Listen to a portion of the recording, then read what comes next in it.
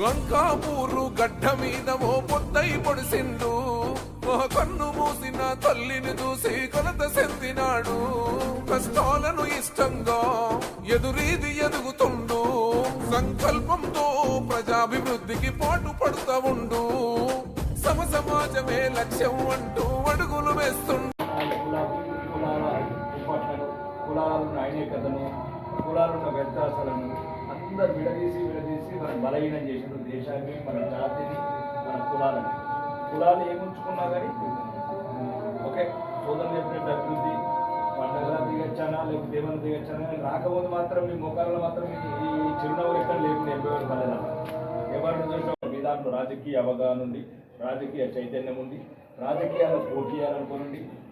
అప్పుడు అందరి కంపల్సరీ పద్మశాలులకు రాబోయే రోజులలో ఈ ఆర్మూర్లో ప్రధాన పాత్ర పోషించే విధానంగా ప్రోత్సహించే బాధ్యత నేను తీసుకుంటాను.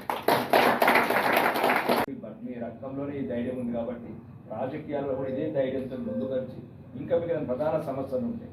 మాకు సాధ్యమైనంత వరకు ఒక శాసనసభ్యులు నేను ఏం చేయగలుగుతా అవన్నీ చేసే బాధ్యత నాది. ఆ వాగ్దానం కూడా విమర్శించండి.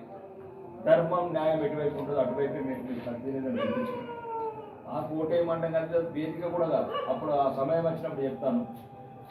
కానీ సహకారం కూడా మీరు ఒకరికొకటి ఉండి ఎట్లయితే సోదరుడు అన్నట్టు పద్మశాలిలో నుంచి ప్రాధాన్యత ఇవ్వాలా